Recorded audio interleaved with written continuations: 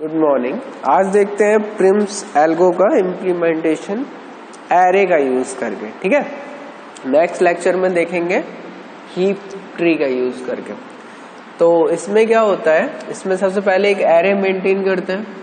ठीक है, एरे एक मेंटेन किया जो कि जैसे 1 2 3 4 5 6 7 का एरे मेंटेन करेंगे। और उसमें सबसे पहले क्या होगा कि मिनिमम एज जो होगी उसको ढूंढ लेंगे। तो इसमें मिनिमम एज है 1। ठीक है, तो हमने क्या किया, मिनिमम एज लिया। एक डेटा स्ट्रक्चर होगा जहां ये स्टोर होगा। ठीक है, तो टी में 1 एक में स्टोर कर दिया, दूसरे में 6। ठीक है, तो 2 डायमेंशनल एरे ले लिया। ठीक है, पहले में दोनों में एक वर्टिसेज होगी जो कि बताएगा एज का कौन सा पोर्शन है।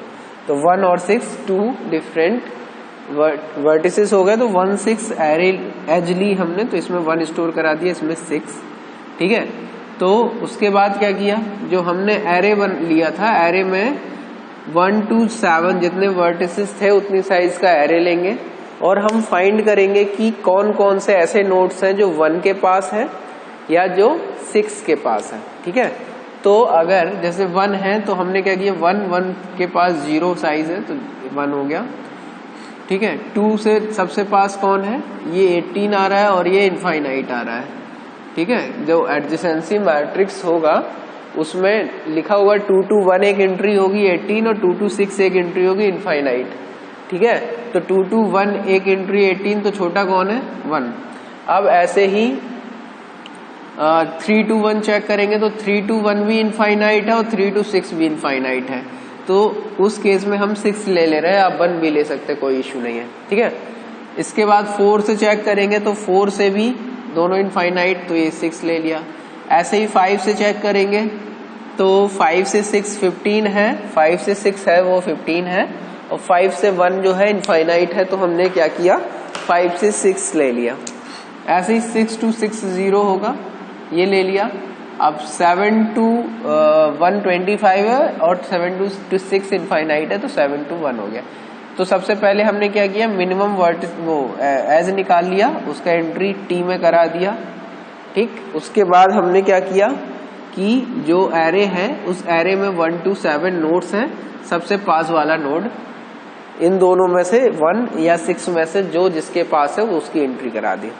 इसके बाद क्या किया हमने,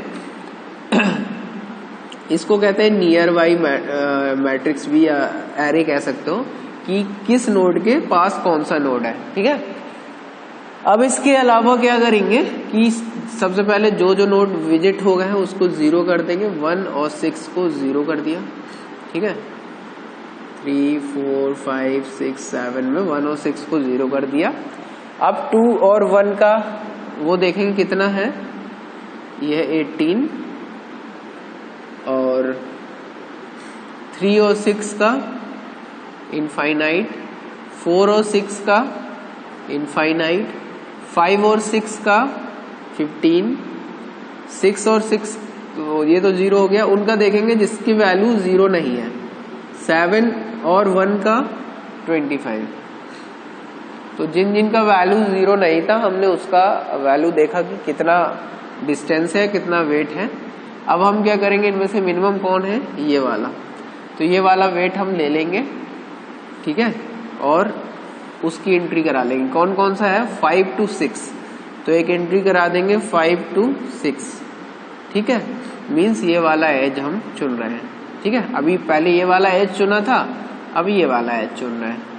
अब यहाँ 0 कर, अब क्या करेंगे, 2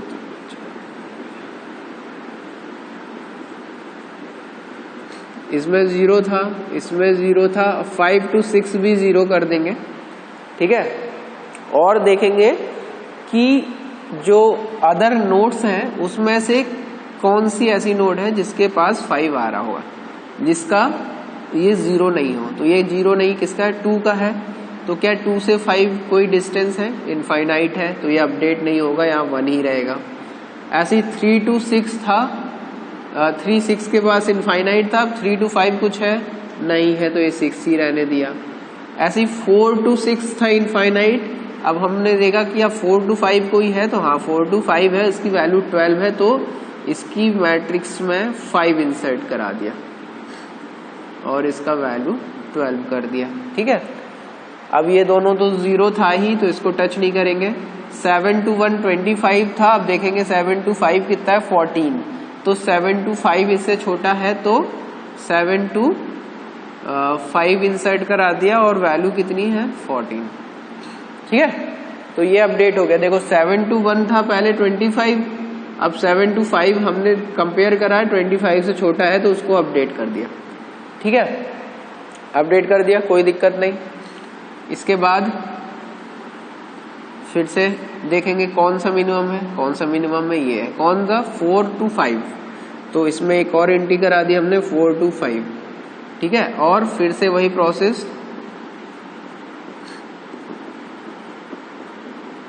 कौन सी प्रोसेस, सबसे पहले तो जो जीरो थे वो जीरो चेंज नहीं होंगे, जो सिलेक्ट हुआ है 4 to 5 उसमें 0 चला जाएगा फोर्थ वाले में। ठीक है, बाकी जो जीरो थे वो जीरो रहेंगे। अब कौन सा नोड सिलेक्ट हुआ है 4 to 5, ये सिलेक्ट हुआ है। ठीक है, ये सिलेक्ट हो गया।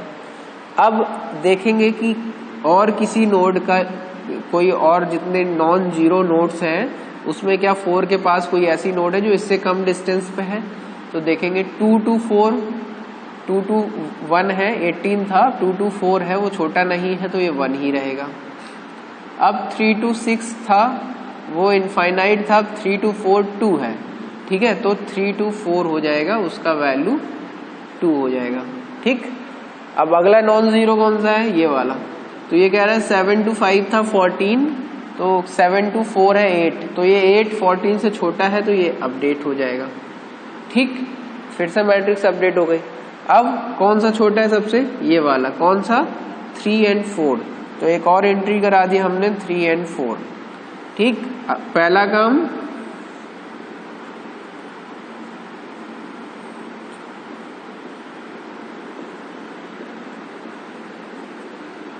थ्री टू 4 में जो वैल्यू है उसको 0 कर दिया थर्ड वाले उसमें, बाकी जो पहले से 0 थे उनको टच नहीं करा। जो नॉन जीरो थे अब उसमें देखेंगे क्या थर्ड के कारण कोई चेंज आ रहा है, तो देखो 2 to 1 एक वैल्यू थी 18, तो 2 to 3 देखा तो एक एंट्री मिली 6, तो 2 to 3 देखेंगे तो एक 6 एंट्री मिलेगी, तो 2 to 3 और इसका 18 की जगह कितना हो गया 6। अगला नॉन जीरो था ये 7 to 4 था 8, और 7 to 3 कुछ बन रहा है नहीं इनफाइनाइट, तो ये भी चेंज नहीं होगा। ठीक है, अब मिनिमम कौन सा है, ये वाला। अब ये वाला मिनिमम है तो फिर से क्या करेंगे,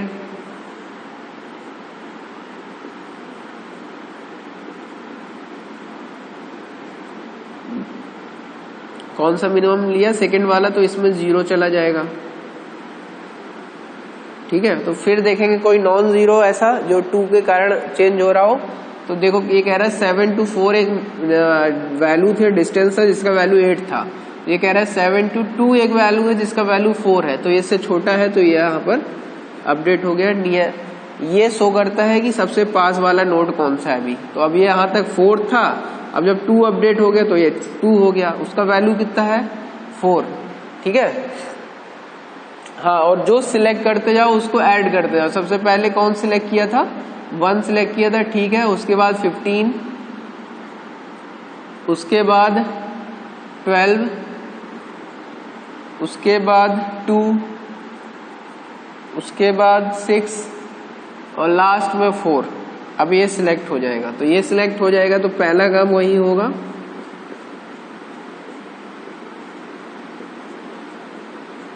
यहां पर भी 0 चला जाएगा, इस वाले में भी, तो सारे 0 हो गए। जब सारे 0 हो जाएंगे तो रुक जाएंगे, इसका मतलब है कि सारे नोड विजिट हो गए। ठीक है, तो कौन सा वो सिलेक्ट हुआ था, सबसे पहले 1 और 6 सिलेक्ट हुआ था, फिर उसके बाद कौन सा सिलेक्ट हुआ था 5 6, ठीक है, इसके बाद 4 5, ठीक है, इसके बाद 3 4, ठीक है, इसके बाद 2 3, ठीक है, उसके बाद 7 2। ठीक, तो 7 नोड थे और 6 एजेस सिलेक्ट हो गई, तो इसका मतलब है सारे नोड आपस में कनेक्ट हो चुके होंगे, ठीक है, क्योंकि 5 4 के बाद कौन सिलेक्ट, 4 5 का 3 4 सिलेक्ट हुआ था ये वाला, इसके बाद 2 3 सिलेक्ट हुआ था ये वाला, उसके बाद 7 2 सिलेक्ट हुआ था ये वाला।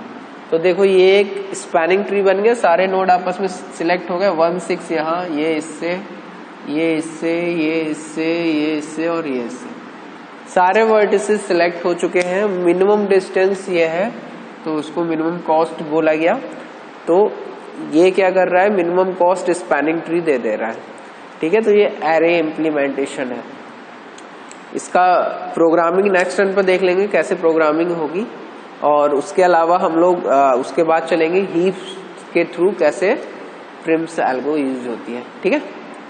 तो इसमें क्या किया फिर से एक बार देख लेते हैं। एक 2 डायमेंशनल एरे होगा जिसमें एंट्रीज होंगी, कौन कौन से एज सिलेक्ट हो रहा है, ठीक है। और सबसे पहले जो मिनिमम एज था वो सिलेक्ट किया, तो ये वाला सिलेक्ट कर लिया, ठीक है। उसके बाद हमने क्या किया, सारे नोड से देखा या तो वो 1 के पास है या 6 के। अगर 1 और 6 में से जो कोई भी दोनों में इनफाइनाइट आ रहा है तो हम 6 असाइन कर दे रहे हैं, ठीक है। तो हमने ये कर दिया। उसके बाद जो क्या किया, 1 और 6 दोनों की जगह 0 कर दिया और सबके वेट्स लिख दिया।